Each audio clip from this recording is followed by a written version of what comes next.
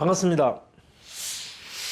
모든 낙찰자들이 행복한 1% 기부에 동참하기를 희망하는 경매채널 김동현입니다. 자, 이번 사건은 부산 북구 금곡동 신화명 리버뷰 자이 아파트입니다. 자, 사건 번호 보겠습니다. 2019 타경 263호 부산지방법원 서부지원 사건입니다. 이거 금곡동에 있습니다. 북구 금곡동 신화명 리버뷰 자이, 전용 면적 25.7평, 대지권은 13.9평, 토지 건물은 일괄 매각입니다. 다른 도심에 있는 토지 이용이 굉장히 집약적으로 이루어지는 도심 안의 아파트에 비해서는 이런 대지권이 상당히 넓은 편입니다. 사건 접수가 2019년 12월 17일에 됐고, 소유자, 채무자는 같은 사람으로 보입니다. 채권자는 제가 지워놔서 이게 누군지 정확하게 알 수는 없는데, 어쨌든 채권자는 어떤 금융권이 아닌 어떤 개인으로 보입니다. 자, 입찰 지금 17일 전입니다. 17일 전이고 감정가는 3억 3,900이었으나 지금 최저가는 2억 7,120만 원, 한문 유찰됐습니다. 최근의 아파트 낙찰 사례들을 보면 거의 대부분이 1차에 많이 낙찰되고 있습니다. 1차에 낙찰되는 것과 2차에 낙찰되는 것들의 구분이 굉장히 뚜렷해지고 있다. 자, 이 아파트는 그러면 무조건 2차에 낙찰되는 가격이 오르지 않는 아파트냐? 그렇지 않습니다. 그렇지 않아서 이것을 분석 사건으로 선택했고, 이 또한 호가는 감정가를 훨씬 넘어가고 있습니다. 그런 상황에 유찰까지 됐으니 가격적 매력이 있어서 아마 살펴보고 입찰에 들어갈 만한 사람들이 많이 있을 것 같습니다. 자, 위치도 보면 궁곡 주공 아파트 앞에 있고, 앞에 지하철도 지나가고 낙동강도 있고, 나름 조용하고 공기도 좋고 살기 좋은 지역입니다. 자, 이 계양도 보면 약간 남서향을 보고 있죠. 여기 남향이니까 남서향, 이쪽은 남동향. 남서향 아파트입니다. 자, 평면도까지 있습니다. 네이버에 찾아보니까 이렇게 확장했을 때와 확장하지 않았을 때 뭐 이런 내용이 있었습니다. 자, 대상물의 권리관계. 자, 보면 소유자, 채무자는 같은 사람이고, 토지 건물, 즉 이 물건의 점유자에 대해서 확인해 보니까 임대차 내역은 없고, 자, 현장에서 만났는데 그의 자녀가, 소유자의 자녀가 자기들이 살고 있다고 진술했고, 실제 전입세대 열람을 해보니까 소유자 세대만 전입되어 있더라. 자, 이 집은 소유자가 점유하고 있는 집이다. 뭐 이렇게 예상할 수 있죠. 등기사항에 인수할 것은 없습니다. 자, 관리비는 관리실에 확인해 보면 되겠지만, 제가 11월 4일자에 확인해 보니까 당시 그때까지 연체 금액은 없었습니다. 공과금은 제가 따로 언급하지 않겠습니다. 이것은 필요하신 분이 조사하면서 같이 확인해 보시기 바랍니다. 토지 건물 뭐 특이사항은 없습니다. 뭐 아파트니까 그 별도 토지에 특이사항이 있고, 건물에 또 별도의 특이사항이 있는 그런 물건이 아니죠. 관리실에서 그 공유 면적에 대한, 공유 부분에 대한 관리를 철저하게 하고 있고, 안에는 개별 소유자가 또는 임차인이 살고 있으니까 특별히 문제될 것이 없습니다. 그리고 토지는 그 단지가 전체가 이용하고 관리실이 관리하기 때문에 일반 다른 토지 그 건물 복합 부동산에 비해서는 문제될 사항이 별로 없는 물건이 아파트입니다. 자, 명도 대상자. 그러면 이 물건을 낙찰받는 매수자는 누구를 명도해야 되느냐? 당연히 소유자 세대가 있으니까 김 누구누구 소유권자 세대를 상대로 인도명령을 신청하고 명도를 진행하게 될 겁니다. 잔금 납부 후 약 1에서 3개월 정도 보통 소요됩니다. 강제 집행을 한다면 전용 면적 24.8평 뭐 이런 아파트들은 한 300만 원 정도, 많게는 한 400만 원 정도, 그 사이에서 강제 집행 비용이 소요될 겁니다.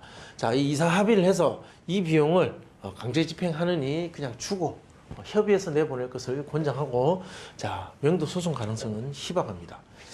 매도 호가 한번 보겠습니다.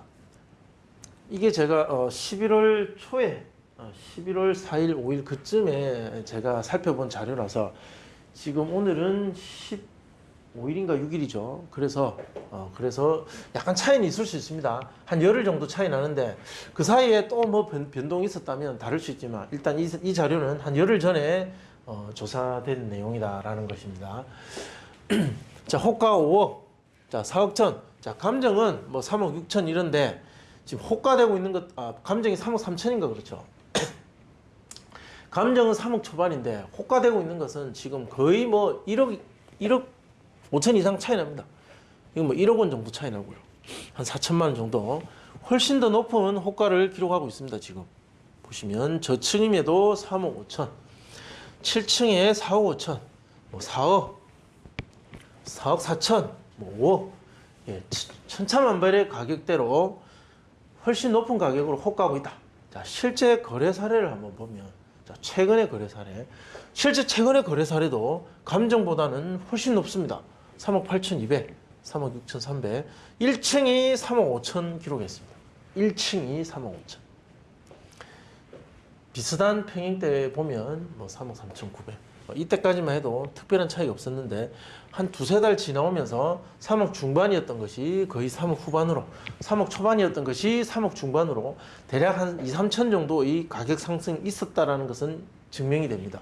그리고 호가는 여기서 또 더 나아가서 또 여기서 한 3, 4천 이상 더 높게 호가를 하고 있다. 자, 이 갭, 물론 부산 시내 중심에 있는 다른 호가가 훨씬 더 높은 아파트들에 비해서는 가격 상승률은 낮지만, 그렇지만 그래도 이 3억대 아파트에서 한 5천, 뭐 1억이라는 그 갭 차이는 정말 극복하기 어려운 높은 수준의 호가입니다. 따라서 이것이 또 어떻게 형성될 것인가는 사실 이 경매 결과가 나와봐야 좀 더 알 수가 있습니다. 현재의 어떤 거래 자료만 가지고 이 물건의 시세가, 이 물건의 거래 금액, 가는 금액이 얼마다라고 정확하게 점으로 추정하기는 어렵다. 자, 감정가는 3억 3,900인데 실제 만약에 뚜껑을 열고 거래를 한다면, 매매를 한다면 얼마에 될 것인가? 호가되고 있는 아파트 가격 중에 가장 저렴한 것을 반영하자면 이것은 11월 4일의 자료입니다. 당시 그때의 자료로 본다면 3억 7천에서 4억 원일 가능성이 가장 높다라는 겁니다. 가능성입니다. 가능성. 자, 이 거래 가능 금액을 기초로 분석해 보면 거래 낙찰되었던 그 인근의 낙찰 사례 중에, 자, 윤리백산 블루밍 1단지, 화명뜰한채 이 세 가지의 분석으로 예측해 볼 수 있다. 자, 하한가 기준에 예측을 해보면 백산 블루밍, 화명뜰한채 두 개, 자, 이 세 가지를 분석해 보면 10월 7일, 9월 29일, 7월 21일에 있었습니다. 당시 낙찰 그 경쟁률은 1대1, 1대1, 12대1이었습니다. 즉, 이건 1대1은 모두 1차에 낙찰되었고 2차는 12대1. 낙찰자의 소재, 주소지를 보면 북구, 양산, 인근에서, 즉 그 인근에서 실사용, 실거주 목적의 사람들일 가능성이 높은 매수자가 입찰했다. 자, 이렇게 정리될 수 있고, 한 번만 유찰되면 12대1 정도의 반응을 보일 정도로 관심은 있다. 그러나 1차에 적은 이익을 가지고 들어갈 만큼 인기가 있는 건 아니다. 뭐 이렇게 정리가 됩니다. 자, 감정가 이렇게 3억 4,300, 2억 6,600, 2억 4,400일 때, 자, 거래 가능 금액은 이랬습니다. 그러니까 감정보다는 조금 높았습니다. 1, 2층 정도 높고, 이때 낙찰가는 이렇게 기록이 되었다. 94, 95, 91. 자, 90에서 95% 사이에 낙찰이 되더라. 자, 신화명 리버뷰. 자, 이 매도가 3억 7천, 하한가를 가중평균 94.39에 적용해보면, 자, 3억 5,300 정도 나옵니다. 그리고 상한가 적용해보면 똑같이 상한가 4억 원. 여기에 적용해보면 3억 8천 정도. 감정보다 한 5천만 원 정도 높습니다. 자, 따라서 적정 입찰가, 제가 점으로 하나 추정을 해드리면, 자, 이 정도가 적정하지 않냐입니다. 3억 5,300 정도. 이 감정 넘어갑니다. 감정 3억 3,900이죠. 자, 그리고 한번 유찰됐습니다. 그럼에도 불구하고 이걸 넘어가서 한 3억 5천 정도가 적정 낙찰가가 되지 않을까. 자, 이것이 저의 생각입니다. 자, 궁금하신 내용은 또 댓글로 남겨주시면 제가 답변해 드리겠습니다. 뭐 간단한 내용은 댓글로 답변해 드리고, 좀 중요한 내용은 또 영상 촬영으로 수업으로 제가 답변해 드리겠습니다. 좋아요, 구독 신청 꼭 부탁드리겠습니다. 감사합니다.